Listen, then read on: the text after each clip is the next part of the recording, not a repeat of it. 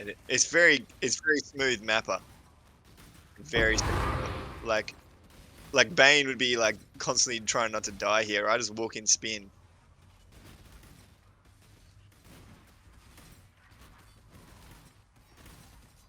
Like there's no you can just the cool thing about this build is you can just go in because you're constantly moving. Oh, I got 2 logbooks. Okay, so the basic premise is ethereal knives, this skill here, it leaves out blades. And then you can blow those up with blade blast. Alright, so you put the blades out and then it blows them up. If you can big pile and then you go do do do do. See they all blow up, it's kinda cool. Now you put in return. Right? And then you press blow up. Big shotgun at your feet, and they all overlap and they all do damage. You see that? Huge damage. That I mean, to be fair, Blade Blast isn't got the highest damage effectiveness because of this, but it's pretty good.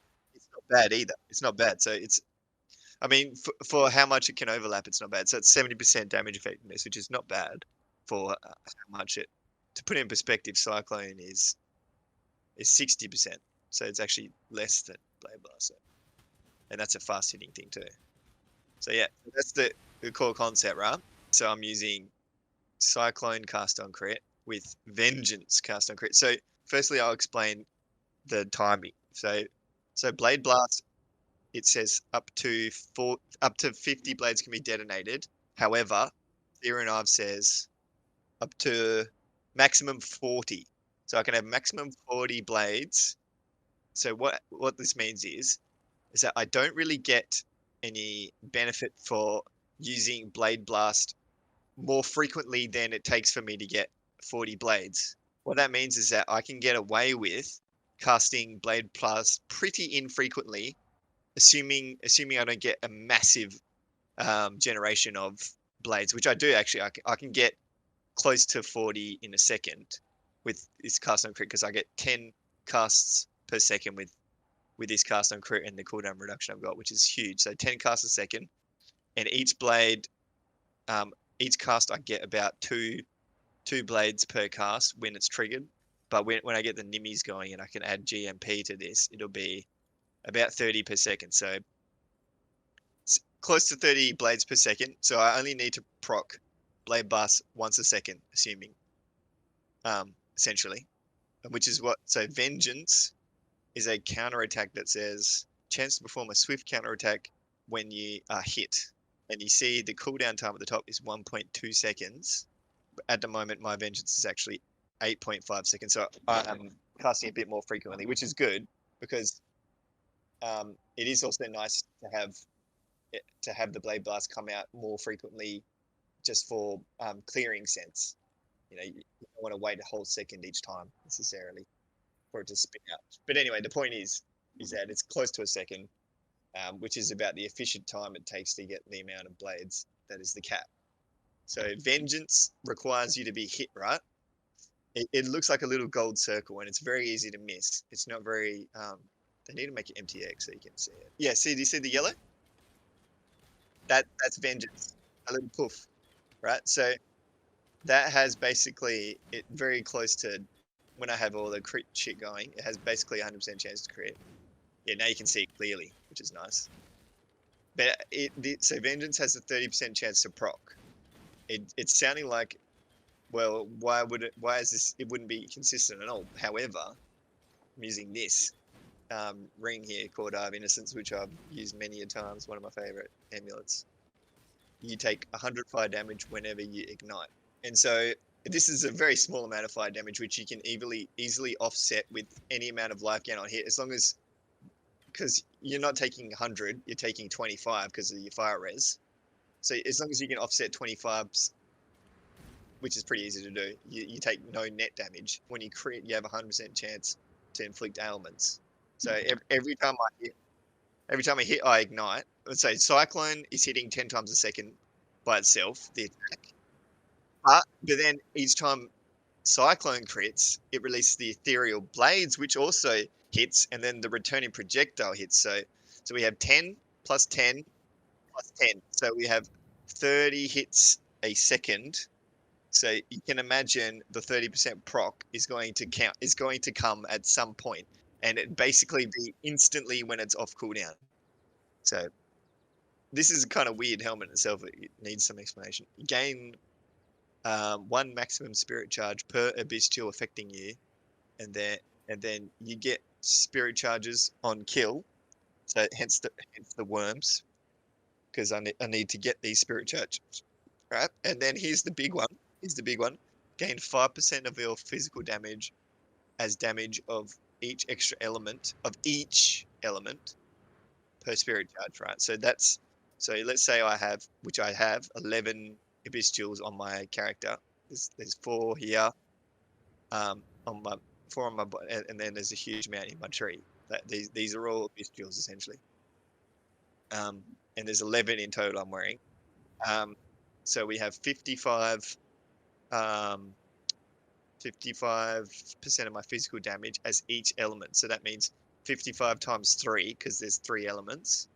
So I'm getting 165% of my physical damage as elemental. So this helmet is giving more damage than Heat Shiver, which is a renowned broken.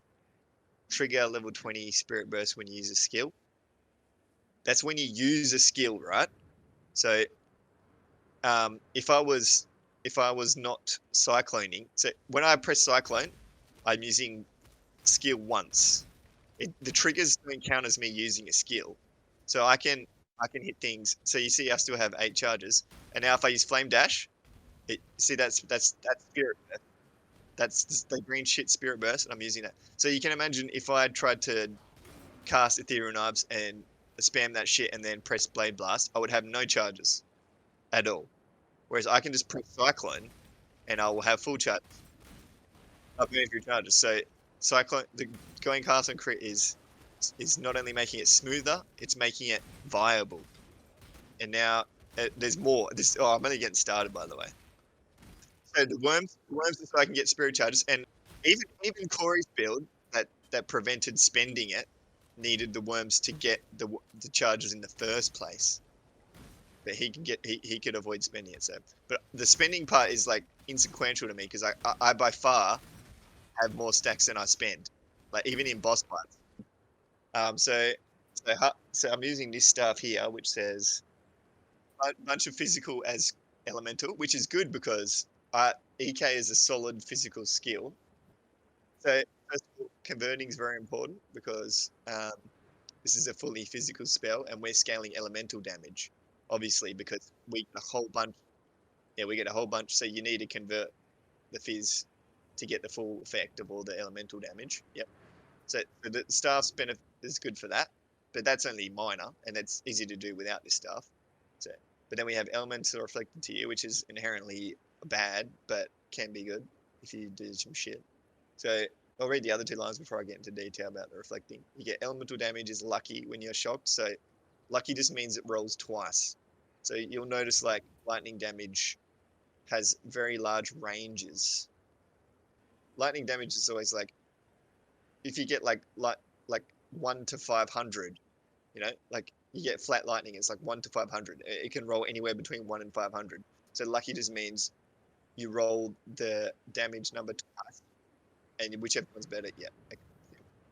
Yep. And then we have damage penetrates 10 of all elements, which is good because we use all elements when you are chilled. And then we have 40% of fizz as extra of the random element when you're ignited. So this is all like not bad, but not insane, is it? It's not very good. It's kind of okay. The 2 elements that are beneficial are mainly that I'm taking advantage of is the shock and the chill, and I'll explain why.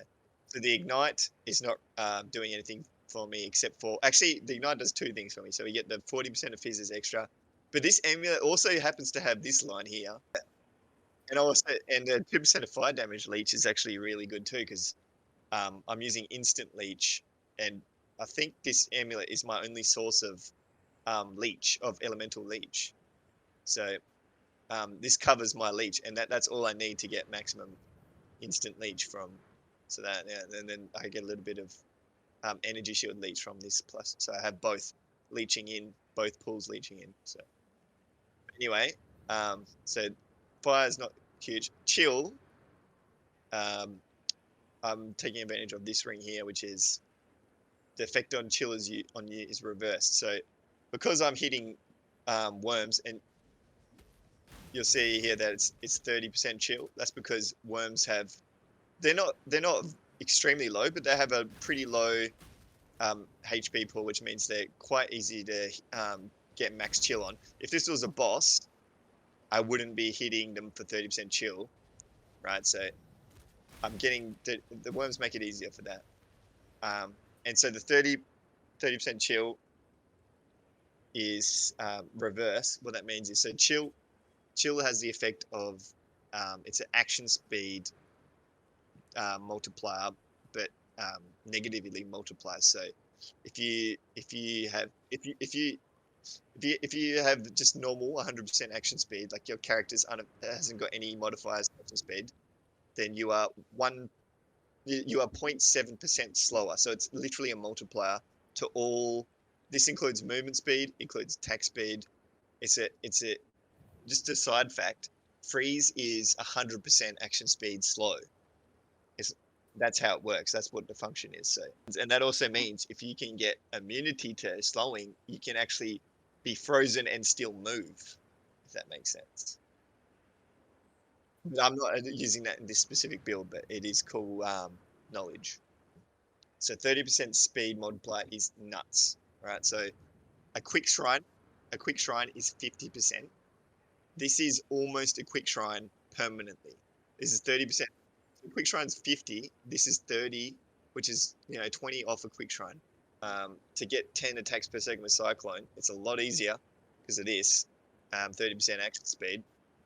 Plus it, and it just makes me run really fast. Like you notice, I'm not super fast yet. When I put my movement speed fast, not super fast.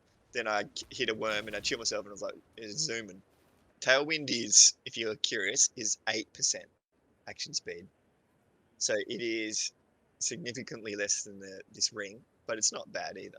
So in total, I have 38% action speed multiplier. So that's the chill. Now here's another big one, the shock.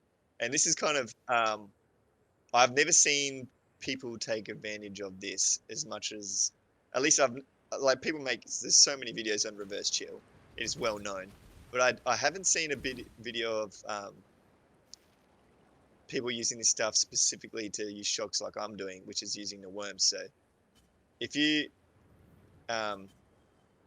shock a worm, so you see it says 0% on me, but that's because I have got a whole bunch of these tattoos that says 15% reduced effective shock on you, 15% reduced effective shock on you. And then this one here, which is 60%.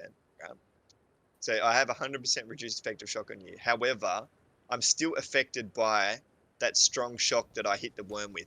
And keep in mind that worms have, like I said, they have low health, so it's very easy to hit the max shock, even if you are not fully invested in lightning, which I'm not. I'm all elements, but I can max effect the shock. So what happens is, I'll explain something else first. So these gloves here have shocks you inflict spread to other enemies within a radius of 13. So what is happening is I'm hitting a worm and reflecting it because of the stuff to myself, and then when it happens, and then pro-lifting it from my own body, right, which is a 65% shock on like anything. I've got this mastery that says max plus 15, but usually it's 50. But because I've got that, it can be an uber pinnacle boss with incredibly high health, incredibly hard to hit a good shock on.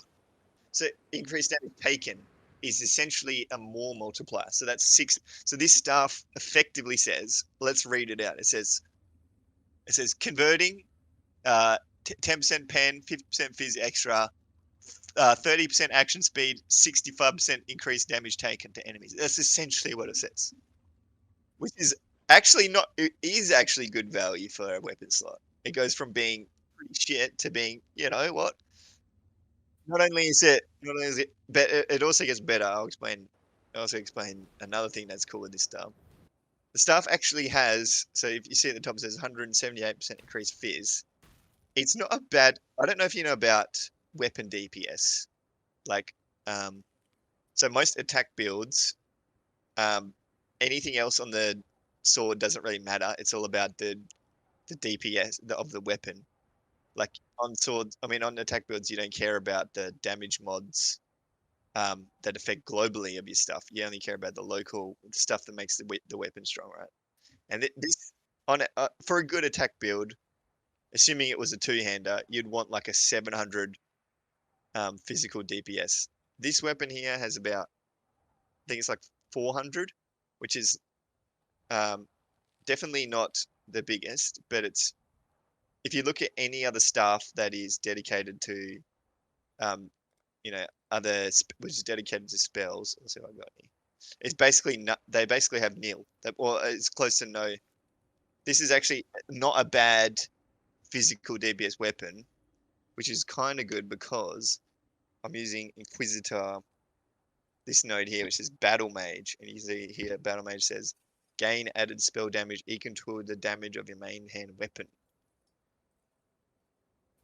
So Fulcrum is also very strong with this, like for spells. So this one here is a bunch of crit chance. You get huge amount of crit chance. This one here is Consecrated Ground. They take increased damage. It's 15%. It's not huge. And then this one is Consecrated Ground. It affects your ES. It just makes your regen really good, and it makes the Consecrated Ground linger on you. So small hits, like I can just absorb it like a regen build is pretty good. But the main reason why this is kind of good is because eventually I haven't got on my build at the moment because I need to get a little bit more investment, but I would like to have um, a Righteous Fire going, which gives like so so you can see I'm slowly burning now because I haven't got enough regen. What's my defense? Yeah, so a little bit more health regen, and I would be able to sustain it. The reason why Righteous Fire is so strong is because it says the buff itself grants you 39% more spell damage, which is nuts. It's like it's equivalent of a really strong support gem. It's actually slightly better than 99% of support gems. The last 30. The last 30. The right fire is actually, when I get a little bit more investment into life regen, I should be able to sustain that, which is huge more damage. So, great.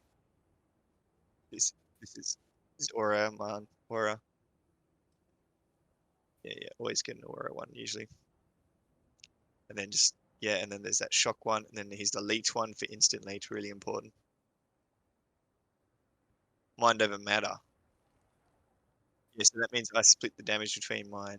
So this is, so it may look like I only have 4k life with petrified blood, but I've actually got 4k plus all this health shield here too. So it's like, it's basically, it's closer to 6k. Here the Balbala, the flask one. So 4 charges per empty, so that's why I've got empty slot, and that's why I got this belt here for flask shit, just so I can. It's part of it's a help. I can permanently sustain this one. These two I can't permanently sustain, but um, they're not detrimental. So that it gives me a bit more worms, but I also get a bunch of worms from this anoint here, which is 2 life and 2 mana per 3 seconds, and because Jar's hybrid, he gets both. He gets both life and mana, which is really good. So it's very easy to sustain worms. Like I can spit them out, and I'll never run out of spirit charges in a boss fight. Essentially, when I get my reduce, basically I need to solve. So this ring here is currently solving my cyclone being free. See how it's free to spin? It only costs 2 mana, right? So the -3 is, but I need to get it down to 0 without any of the jewelry slots because I want to put a Nimmy's here. A Nimmy's ring is the one that lets you return and fires randomly. But the reason why I want to do that is so I can free up a gem slot here. I get this out, and then I can put GMP, more projectiles. Reasoning why is because, yeah, like I said, EK gives more blades per projectile. So there's a break point in this because it says for every 3 fired, you get a blade return. But then it also says where does it say? 50% fewer blades if you trigger it. So essentially, every 6 projectiles, I get an extra blade returned.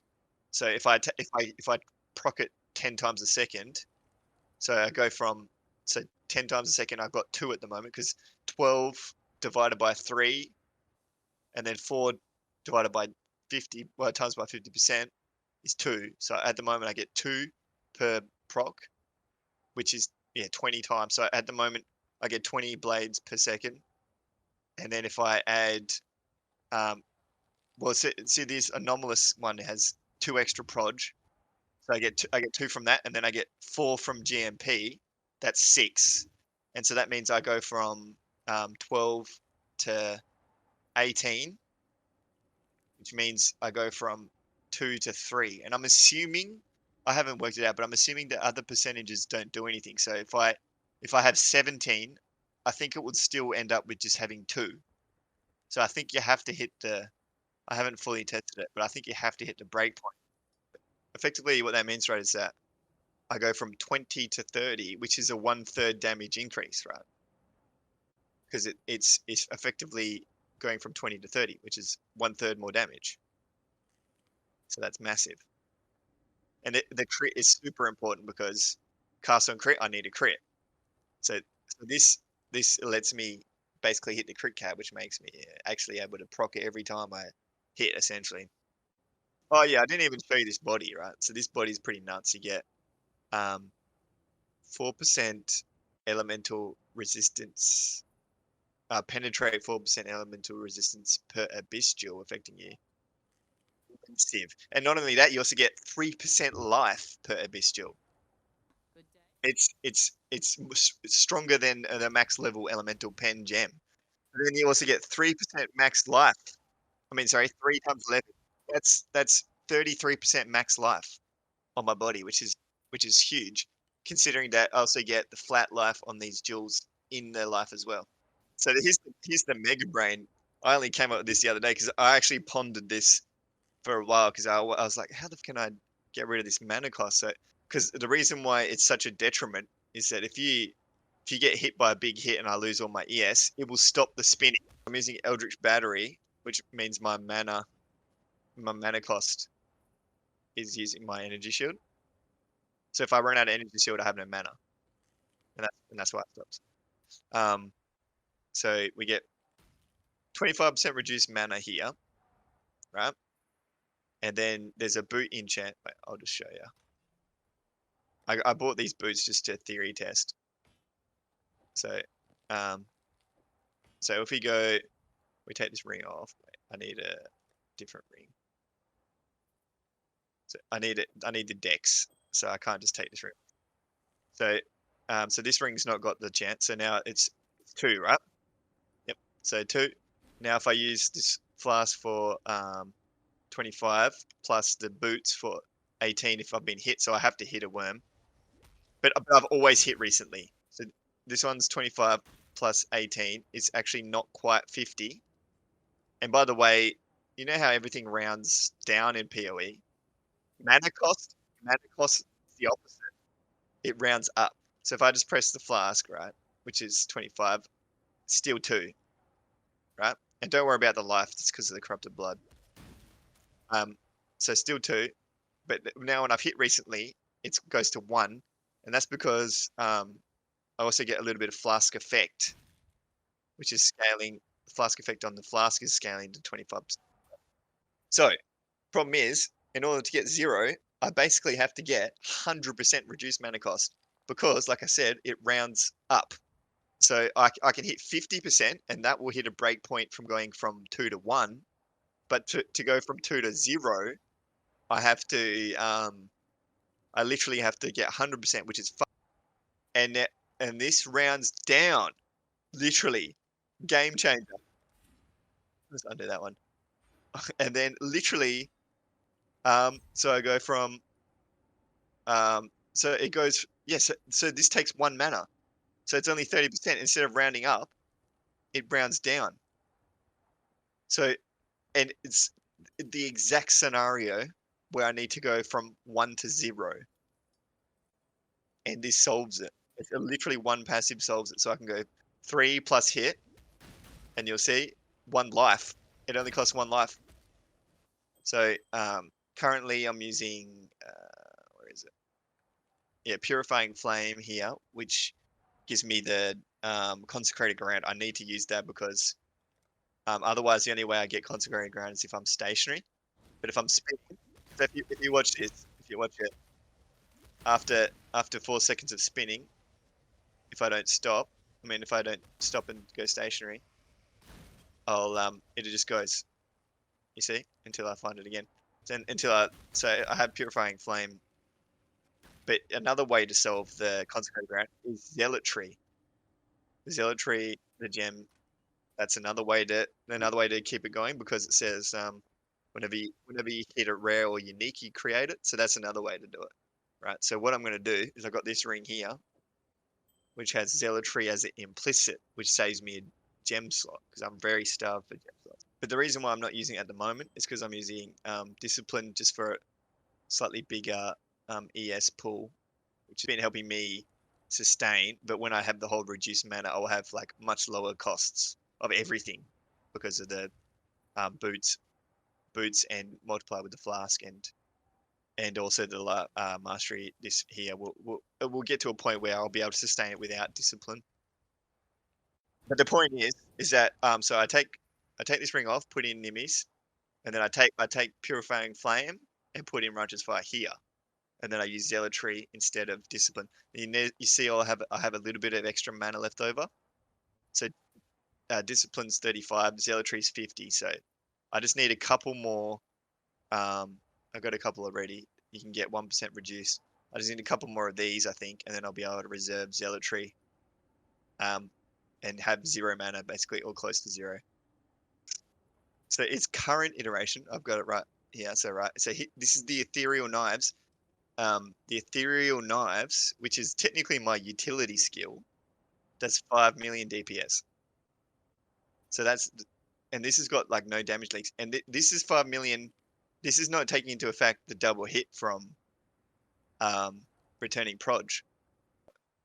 Yeah, so the return proj is actually hitting at 60% less damage. So it's probably like 7 million or something like that. Maybe slightly less or more, slightly more or less, one of the two. Yeah, so that's already good enough. And then so the Blade Blast, this is the current iteration without Righteous Fire, without Zealotry, which and without the 10 extra blades proc a second from the Nimis. Right? So with Blade Blast at the moment, with 20 stages it's saying 12 million, but I'm not sure how accurate that is because it's weird. So we got 7 plus 12, so it's like close to 20. Not bad. Not bad. Yeah. Defenses are not massive. I got Granite Flask, Determination. So total we have 60% plus. So this is a kind of cool passive here. It says staff attacks. You 10% chance to gain endurance charge on melee critical strike.